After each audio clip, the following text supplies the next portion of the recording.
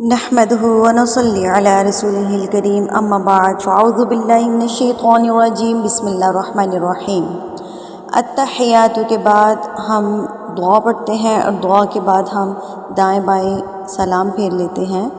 دعا آپ کو کوئی بھی یاد ہو آپ کوئی بھی پڑھ سکتے ہیں، ورنہ رب جعلنی کتابوں کے اندر رب جعلنی کے بہت سارے فضائل لکھے ہیں، اس وجہ سے رب جعلنی پڑھنا زیادہ افضل دعا ہے۔ اور بھی دعائیں ہیں، آپ اور بھی دعائیں پڑھ سکتے ہیں اگر آپ انفرادی طور پہ نماز پڑھ رہے ہیں، مطلب اگر آپ جماعت کے ساتھ نماز نہیں پڑھ رہے، آپ انفرادی طور پہ نماز پڑھ رہے ہیں تو آپ درود شریف کے بعد درود ابراہیمی کے بعد آپ دعائیں پڑھ سکتے ہیں اور اس کے بعد آپ اپنا سلام جو ہے وہ پھیر سکتے ہیں۔ تو اب ہم رب جعلنی کے بارے میں بات کرتے ہیں۔ رب جعلنی صحیح کیسے پڑھیں گے؟ رب جعلنی، رب جعلنی مقیم الصلاۃ، ٹھیک ہے؟ تو جو میں نے نماز سنی تھی، جو میں نے رب جعلنی لوگوں سے سنی ہے، تو اس میں کیسے پڑھتے ہیں؟ رب جعلنی مقیم الصلاۃ، مطلب نون کو کھینچتے ہی نہیں ہے، نون کے آگے یائے مدہ ہے اور رب جعلنی نون کو کھینچا جائے گا۔ رب جعلنی ایک الف کے برابر، ایک حرکت کے برابر ہم نی کو کھینچیں گے، نون کو کھینچیں گے، ٹھیک ہے؟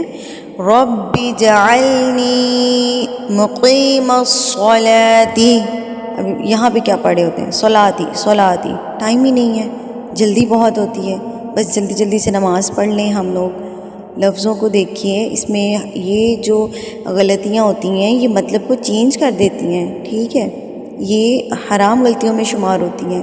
میں تجوید کا ایک سبق لازمی میں اپلوڈ کروں گی، آپ لوگ سب اس کو لازمی سنیے گا، اس میں میں آپ کو حرام غلطیاں اور مکروہ غلطیوں کے بارے میں بتاؤں گی انشاءاللہ۔ تو صحیح نمازیں پڑھیں، پھر دیکھیں کہ آپ کی دعائیں کیسے قبول ہوتی ہیں، پھر وہ اللہ دیکھیں آپ کی دعائیں کیسے قبول کرتا ہے۔ تو یہ وہ چیزیں ہیں جس کے اندر کسی کا کوئی اختلاف ہی نہیں ہے بھائی، اس میں تو کوئی اختلاف کر ہی نہیں سکتا۔ کسی بھی فرقے کے کسی بھی عالم سے پوچھ لیجئے کہ آپ کسی بھی فرقے سے تعلق رکھتے ہیں، آپ جا کے اپنے قاری صاحب سے یا اپنے جو ہیں عالم سے ان سے پوچھئے کہ ہماری یہ غلطیاں بتائیے، یہ کون سی غلطیاں ہیں، تو وہ آپ کو کہیں گے کہ معذرت کے ساتھ جناب آپ کی یہ غلطیاں جو ہیں آپ کی نماز کو فاسد کر رہی ہیں، آپ کی نماز کو ضائع کر رہی ہیں۔ چاہے آپ کسی بھی فرقے کے کسی بھی مولوی سے، کسی بھی قاری صاحب سے، کسی بھی عالم سے جا کے پوچھئے تو وہ یہی جواب دے گا کہ آپ کی یہ مسٹیکس جو ہیں، یہ غلطیاں آپ کی نماز کو فاسد کر رہی ہیں۔ آپ سوچیں تو صحیح کہ آپ اللہ رب العزت سے بات کیا کر رہے ہیں، ہم اللہ رب العزت سے مانگ کیا رہے ہیں؟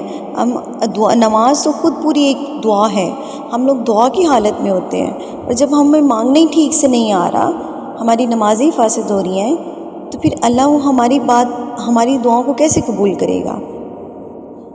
تو عربی بڑی فصیح و بلیغ زبان ہے، ذرا سا ادھر ادھر ہوا تو مطلب معنی چینج ہو جاتا ہے۔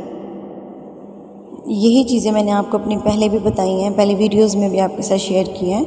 تو خدا را اپنی نمازوں کو بہتر کیجئے، خدا را اپنی نمازوں پہ غور کیجئے، آپ غلطی کہاں کرتے ہیں، آپ الفاظ کو کیسے پڑھ رہے ہیں۔ تو چلیں ٹھیک کیسے پڑھیں گے؟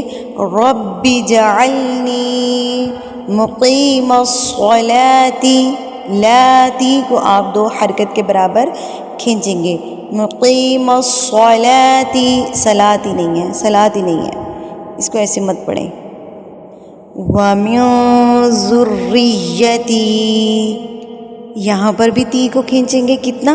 دو حرکت کے برابر، تی، وَمِن ذُرِّيَّتِي رَبَّنَا وَتَقَبَّلْ دُعَاء، لوگ جلدی میں پڑھتے ہیں، اس کو کھینچتے نہیں ہیں۔ ربنا، الف سے پہلے جس حرف کے اوپر زبر آ جاتی ہے تو اس کو ہم کھینچتے ہیں، کتنا؟ ایک حرکت کے برابر۔ تو یہ اگر میں زیادہ باریکیوں میں جاؤں گی تو عام لوگوں کو سمجھ میں نہیں آنا، تو بس اللہ رب العزت آپ لوگوں کو سمجھنے کی توفیق عطا فرمائے جتنا میں سمجھا رہی ہوں۔ تو میری دعا ہے کہ اللہ تعالیٰ آپ کو سمجھنے کی توفیق عطا فرمائے۔ بس جو بتا رہی ہوں اللہ تعالیٰ آپ کو اس کو سمجھنے کی توفیق عطا فرمائے کہ اس کو کھینچنا ہے، اس کو نہیں کھینچنا، اس پر غور کیجئے۔ ربنا وتقبل دعاء، دعا کے اوپر مد ہے، اس کو کھینچنا ہے، کتنا؟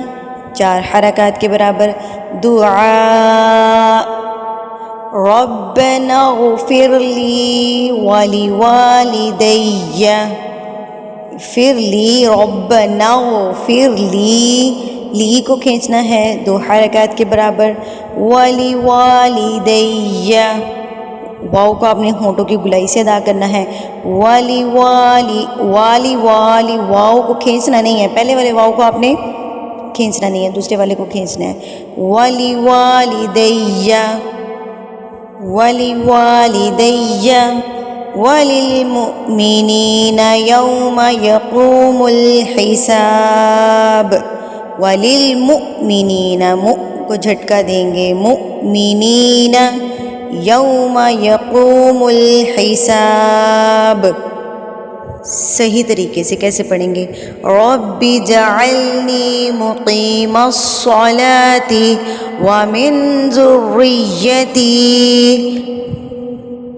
ربنا وتقبل دعاء ربنا اغفر لی ولوالدی وللمؤمنین یوم یقوم الحساب۔ آج ہماری نماز کمپلیٹ ہوگی الحمدللہ۔ اللہ تعالیٰ آپ کو مجھے اس پر عمل کرنے کی توفیق عطا فرمائے۔